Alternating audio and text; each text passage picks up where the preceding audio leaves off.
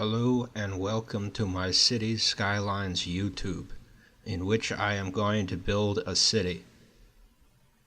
So let me pick one. Yeah, that'll probably do. If it'll ever load. Alright, we have a perfect kilometer of land with highway connections on both sides. Thank God someone thought ahead. And we have this nice river in the middle, which looks absolutely beautiful. Oh, this would make great waterfront property, but unfortunately it's at the bottom of a 70-foot ravine. Alright, well, we have infinite money, so we can deal with this. Also, luckily, we have no such thing as highway engineering standards, which is good because we only have access to one kind of road. Perfect. Giant bridge in seconds. No thought to it. Let's figure out zoning. Put some low residential. Maybe I want some higher density mixed use next to the road. Oh wait, our zoning code's from the 60s. We don't have that. Okay, let's try thinking about the water system. Luckily we have incredibly pure water, so we don't need any kind of filtration. And luckily there's no environmental laws, so we can just dump the poop in the water. And gravity's not a thing, so we can just run the pipes anywhere. Nor is, any kind of tunneling methods. We don't need to cut and cover. We can just put them anywhere. Now we'll plop down the world's tiniest coal power plant, and we'll deliver high tension power at 22,000 volts directly to a tiny residential area. Plop down the world's tiniest landfill, build a clinic, a municipally owned crematorium, a fire station, a police station, a school, a high school. This is an immersive simulation. So here are the houses where the people live. Maybe we should give them a park or something. So, what happened to his house? People lived there. What happened to it? Did they get compensated? Apparently not, because that was free for two.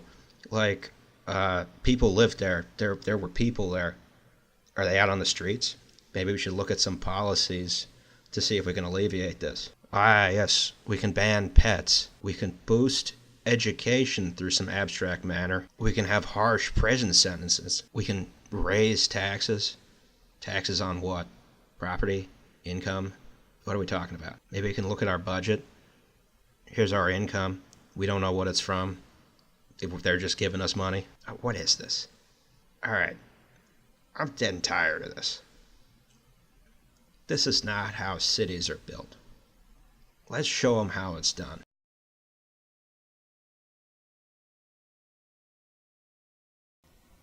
In the real world, there is no mayor/god creating cities from scratch.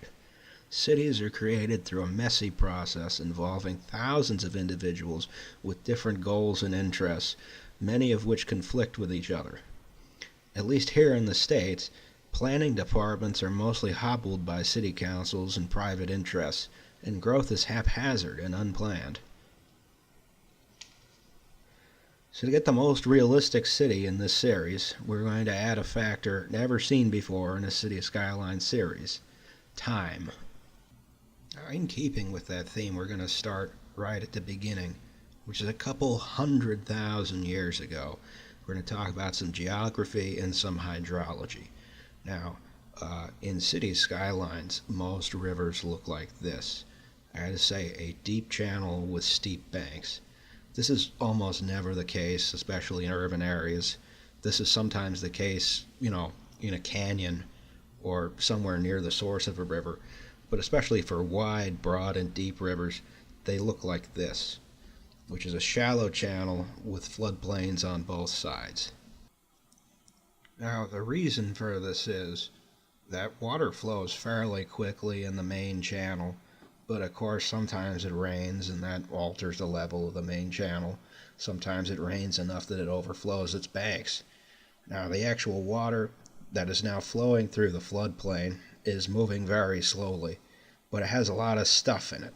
It has dirt, it has poop, it has dead bodies, it has whatever fell in the river, and wasn't properly weighted down with cement shoes or whatever. So this stuff falls to the ground on the floodplain, and that slowly raises the level of the floodplain over a very long period of time. Now, when this process began, sea levels were much lower than they are now. So, what we're looking at in this episode, and what I'm doing on the screen in front of you, is trying to reflect a couple 100,000 years of sedimentation, which has made a very wide and flat area, which is very convenient for building on. Sometimes people complain, why did you build in the floodplain? Well, cities have been built in the floodplain since cities were invented. Ancient Rome was built on a floodplain, or the Campus Martius at least was. Pretty much any city you go to, they're like, we have a problem with flooding. Well, you're not special. Everyone has a problem with flooding.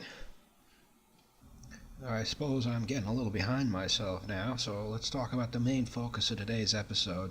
We're going to build a couple of settlements of the Lenape tribe. Now, the Lenape were a Native American tribe which existed from around New York City down to Delaware. They were a matrilineal society, so heritage passed down through the mother.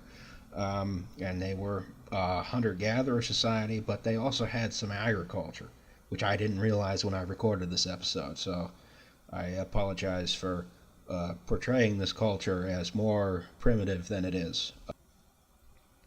So anyway, what we're doing right here is we're putting in a little fishing village. I'm putting some trees around the outside to emphasize the unspoiled wilderness part, of course, and just duplicating them around a bit.